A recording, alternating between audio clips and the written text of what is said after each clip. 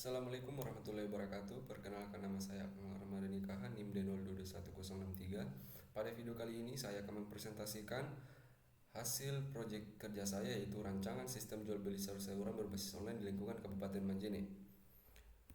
Untuk pembahasan materinya sendiri terdapat 6 poin, yaitu analisis masalah, analisis sistem, rancangan basis data, diagram konteks di level 0, DFD level 1, desain UI, dan poin keputusan. Untuk poin pertama yaitu analisis masalah.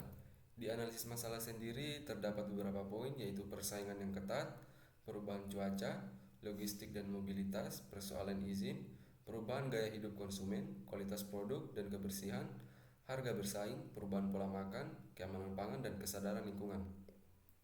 Kemudian untuk di poin kedua yaitu analisis sistem. Di analisis sistem terdapat masalah terkait diantaranya yaitu fluktuasi harga, kualitas dan umur simpan sayur, persaingan dengan retail besar, keterbatasan wilayah, biaya operasional, tingkat penghasilan pedagang. Kemudian di analisis kebutuhan terdapat beberapa data informasi kebutuhan, yaitu diantaranya data admin, data pelanggan, data produk, data pesanan, data pemesan, data harga, dan data hasil. Di dalam data kebutuhan tersebut terdapat beberapa poin, yaitu di dalam data admin terdapat nama admin, alamat email, nomor telepon, hak akses. Kemudian di data pelanggan terdapat nama pelanggan dan nomor telepon. Di data harga terdapat harga dan berat. Di data produk terdapat nama produk, deskripsi, gambar produk, stok tersedia, dan informasi kualitas. Di data pemesanan terdapat identitas pemesan, produk yang dibeli, jumlah produk, total biaya pemesan, dan tanggal pesanan dan status pesanan. Kemudian di data pesanan terdapat isi pesan, waktu pengiriman, pengirim, penerima, dan lampiran. Kemudian masuk di kebutuhan fungsional. Di kebutuhan fungsional sendiri terdapat beberapa proses, yaitu proses login untuk admin dan pembeli, proses mengolah data pembeli meliputi ganti password, edit biodata, dan pendaftaran. Kemudian proses mengolah data dagangan yaitu tambah, edit, dan hapus. Kemudian proses mengolah data penjualan sayuran mencakup tambah, edit, hapus, konfirmasi pesan, dan batal konfirmasi. Dan di proses pembayaran yaitu mencakup pilihan jalur transaksi, nomor rekening, konfirmasi, dan batal konfirmasi. Kemudian di proses ganti password admin dan proses logout untuk pembeli dan admin. Kemudian masuk di kebutuhan non fungsional terdapat beberapa poin, yaitu perangkat mobile, sistem operasi, koneksi internet, akun pengguna, metode pembayaran, GPS dalam kurung opsional, kamera dalam kurung opsional. Kemudian kita masuk di poin ketiga, yaitu rancangan basis data. Di rancangan basis data ini terdapat rancangan IRD. Nah, di entitas pelanggan dan transaksi itu terdapat hubungan one to many, di mana satu pelanggan dapat melakukan banyak transaksi. Kemudian di entitas transaksi terdapat hubungan one to many ke admin, di mana banyaknya transaksi bisa ke satu admin. Kemudian untuk admin terdapat hubungan one to many juga, di mana satu admin bisa menginfokan ke banyak pedagang. Dan terakhir yaitu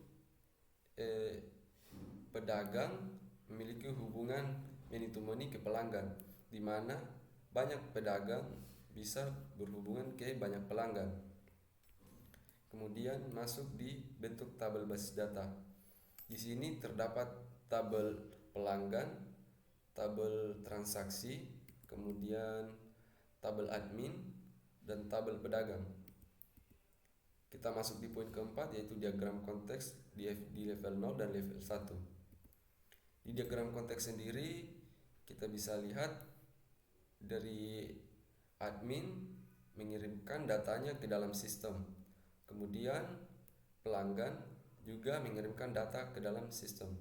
Begitupun dengan pedagang. Kemudian admin akan menerima data pemesan, kemudian pelanggan akan menerima informasi pesanan, dan pedagang akan menerima info transaksi dari admin dan pelanggan. Kemudian di diagram DFD level 0 hampir sama, yaitu admin mengirimkan informasi data dirinya ke dalam sistem, kemudian akan menerima informasi pemesan. Begitupun dengan pedagang mengirimkan informasi data diri, produk, dan harga harga produk, kemudian akan menerima informasi tentang transaksi.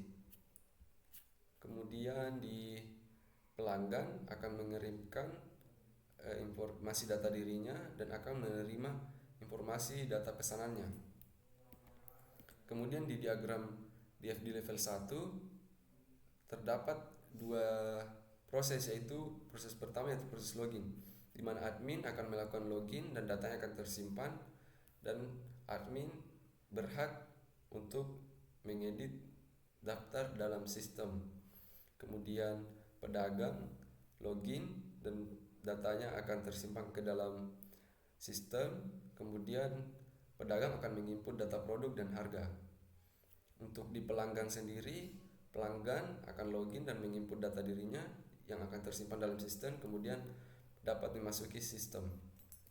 Kemudian masuk di proses transaksi, di mana admin akan memantau hasil pesanan dari pelanggan, kemudian akan mengirimkan informasinya ke pedagang. Kemudian pedagang akan menginformasi pesanan dari pelanggan dan akan mengirimnya ke pelanggan. Pelanggan sendiri hanya akan melakukan proses transaksi dalam sistem. Kemudian kita masuk di poin kelima, yaitu desain UI. Di desain UI-nya sendiri terdapat tampilan login, daftar untuk admin, daftar untuk pedagang, daftar untuk pelanggan, kemudian daftar produk, kemudian tampilan saat transaksi, dan untuk konfirmasi pembayaran. Kita masuk di poin ke-6, yaitu poin keputusan. Di tabel keputusan sendiri terdapat beberapa poin, yaitu untuk kondisinya pelanggan melakukan login dan keputusannya yaitu izinkan akses ke akun pelanggan. Kemudian pelanggan belum melakukan login, keputusannya itu tampilkan halaman login. Kemudian pelanggan menambahkan sayuran ke keranjang, keputusannya tambahkan sayuran ke keranjang. Keranjang tidak kosong, keputusannya izinkan pelanggan check out. Kemudian keranjang kosong, keputusannya tampilkan pesan keranjang kosong, dan seterusnya. Kemudian kita masuk di poin keputusan.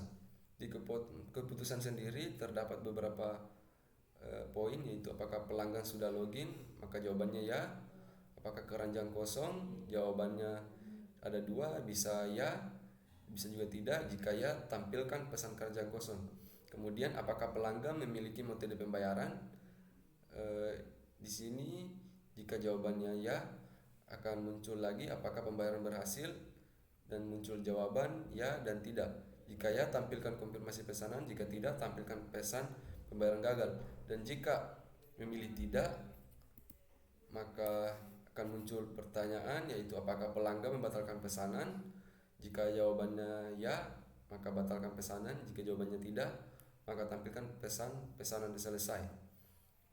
Jika tidak pun akan muncul notif apakah pesanan dikonfirmasi oleh penjual.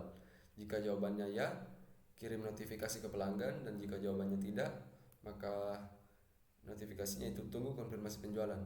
Dan jika tidak, langsung kembali ke halaman login.